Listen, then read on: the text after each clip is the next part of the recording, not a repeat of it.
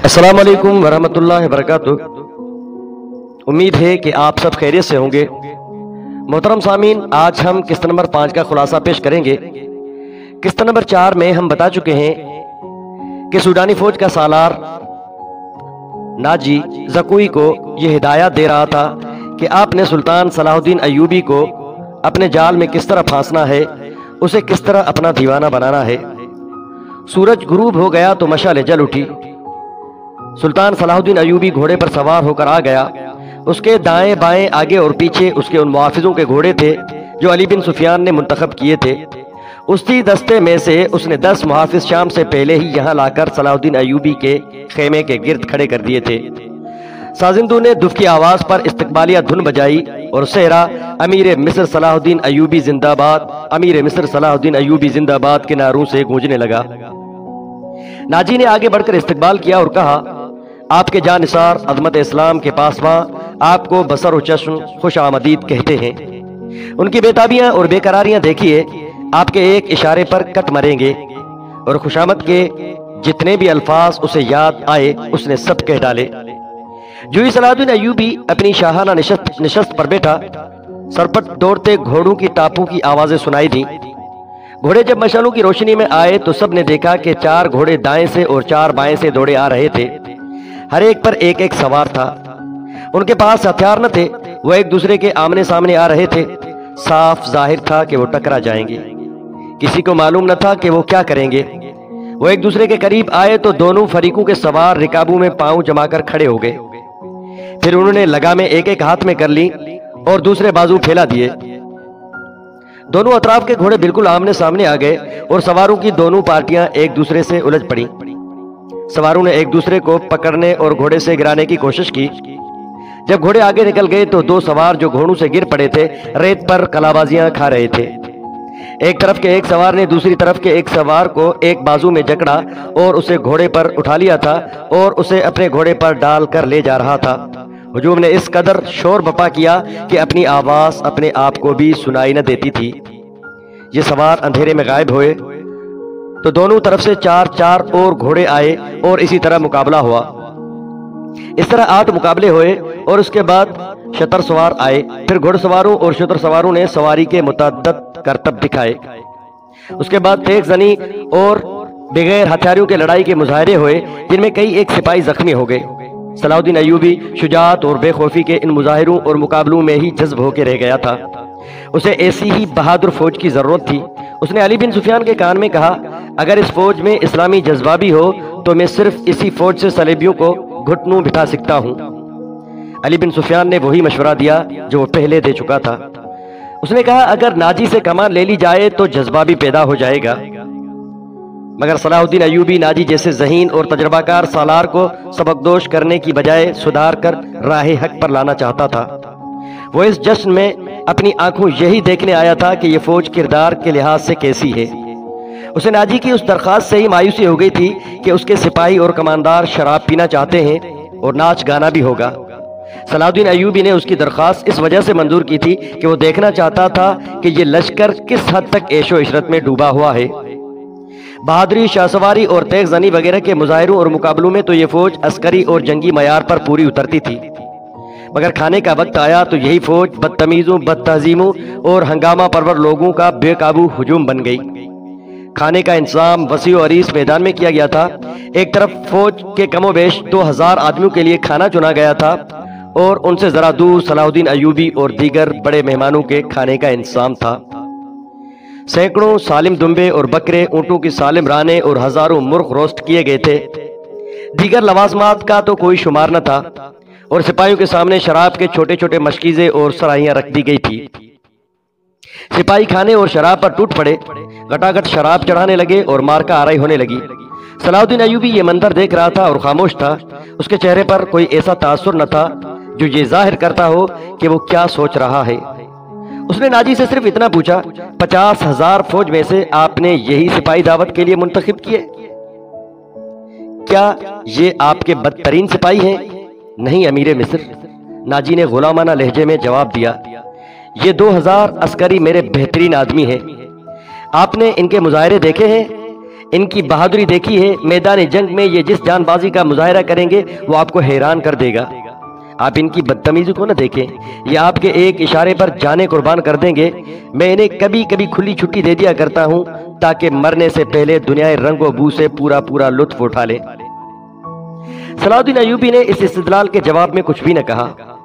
ناجی جب دوسرے مہمانوں کی طرف متوجہ ہوا تو سلطان صلاح الدین ایوبی نے علی بن سفیان سے کہا، میں جو دیکھنا چاہتا تھا وہ دیکھ لیا۔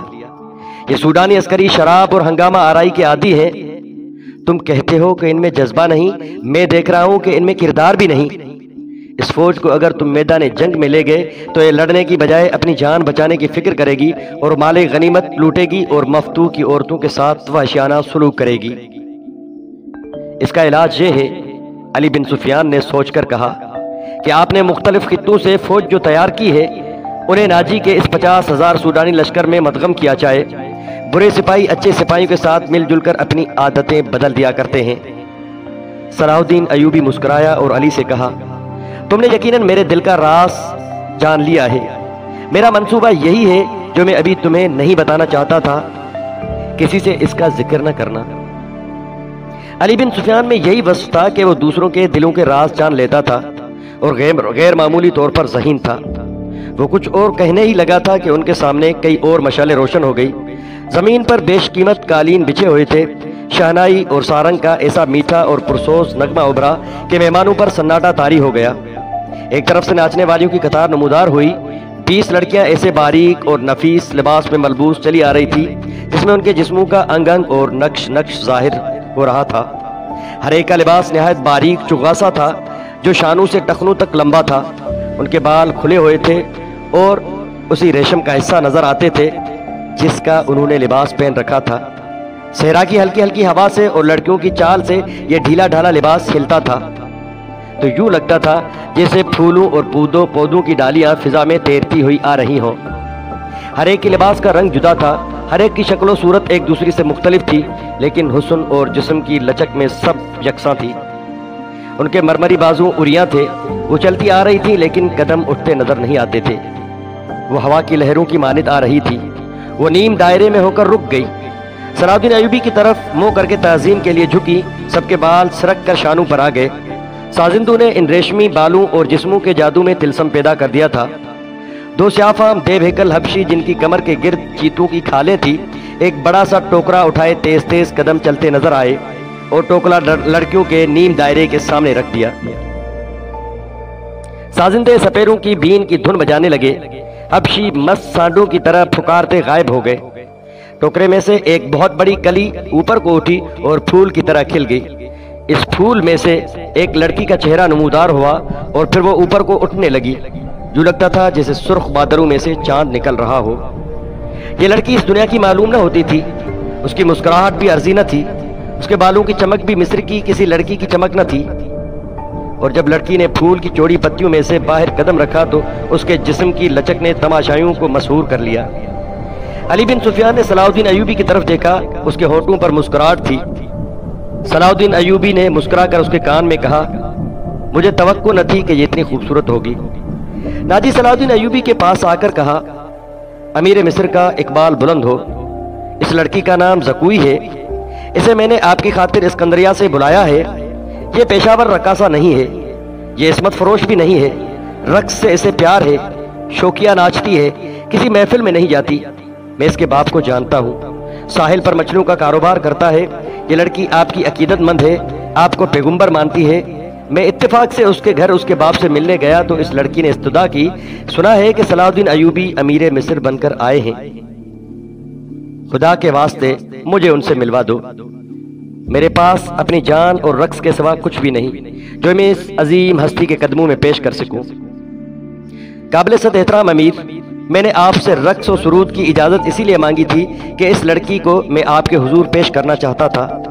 آپ نے اسے بتایا تھا کہ میں اپنے سامنے کسی لڑکی کو رقص اور اوریانی کی حالت میں نہیں دیکھ سکتا؟ صلاح الدین ایوبی نے ناجی سے پوچھا۔ علی مقام ناجی نے کھسیانہ ہو کے جواب دیا، میں نے بتایا تھا کہ امیر مصر رقص کو ناپسند کرتے ہیں، لیکن یہ کہتی تھی کہ وہ میرا رقص پسند کریں گے کیونکہ میرے رقص میں دعوت گناہ نہیں، یہ ایک باعصمت لڑکی کا رقص ہوگا۔ میں ایوبی کے حضور اپنا جسم نہیں اپنا فن پیش کروں گی۔ اگر میں مرد ہوتی تو ایوبی کی جان کی حفاظت کے لیے اس کے محافظ دستے میں شامل ہو جاتی۔ آپ کہنا کیا چاہتے ہیں؟ صلاح الدین ایوبی نے پوچھا۔ اس لڑکی کو اپنے پاس بلا کر اسے خراج تحسین پیش کروں کہ تم اپنے جسم کو ہزاروں مردوں کے سامنے اریاں کر کے بہت اچھا ناچتی ہو؟ اسے اس پر شاباش کہوں کہ اس نے مردوں کے جنسی جذبات بھڑکانے میں خوب مہارت حاصل کی ہے؟ ناجی نے کہا، نہیں امیر مصر، میں اسے اس وعدے پر یہاں لایا ہوں کہ آپ اسے شرف باریابی بخشیں گے۔ یہ بڑی دور سے اسی امید پر آئی ہے۔ ذرا دیکھیے، اس کے رقص میں پیشہ ورانہ تاثر نہیں، خود سپردگی ہے۔ دیکھیے وہ آپ کو کیسی نظروں سے دیکھ رہی ہے۔ بے شک عبادت صرف اللہ کی جاتی ہے، لیکن یہ رقص کی اداؤں سے، عقیدت سے مخمور نگاہوں سے آپ کی عبادت کر رہی ہے۔ آپ اسے اپنے خیمے میں آنے کی اجازت دے دیں، تھوڑی سی دیر کے لیے۔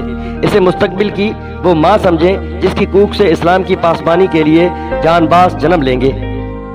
یہ اپنے بچوں کو بڑے فخر سے بتایا کرے گی کہ میں نے صلاح الدین ایوبی سے تنہائی میں باتیں کرنے کا شرف حاصل کیا تھا۔ ناجی نہایت پر اثر الفاظ اور جذباتی لب و لہجے میں صلاح الدین ایوبی سے منوا لیا کہ یہ لڑکی جسے اس نے ایک بردہ فروش سے خریدا تھا شریف باپ کی بیٹی ہے۔ اس نے صلاح الدین ایوبی سے کہلوا لیا کہ اچھا اسے میرے خیمے میں بھیج دینا۔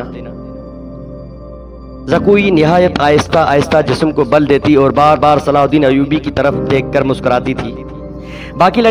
باقی لڑکیاں اس کے گرد تتلیوں کی طرح جیسے اڑ رہی ہوں۔ یہ اچھل کود والا رقص نہ تھا۔ مشالوں کی روشنی میں کبھی تو یوں لگتا تھا جیسے ہلکے نیلے شفاف پانی میں جل پریاں تیر رہی ہوں۔ چاندنی کا اپنا ایک تاثر تھا۔ صلاح الدین ایوبی کے متعلق کوئی نہیں بتا سکتا تھا کہ وہ گمسم بیٹا کیا سوچ رہا تھا۔ ناجی کے سپاہی جو شراب پی کر ہنگامہ برپا کر رہے تھے وہ بھی جیسے مر گئے تھے۔ زمین اور آسمان پر وجد طاری تھا۔ ناجی اپنی کامیابی پر بے حد مسرور تھا اور رات گزرتی جا رہی تھی۔ اگلی قسط کا انتظار کیجیے گا، انشاءاللہ العزیز جلد خلاصہ پیش کیا جائے گا۔ السلام علیکم ورحمۃ اللہ۔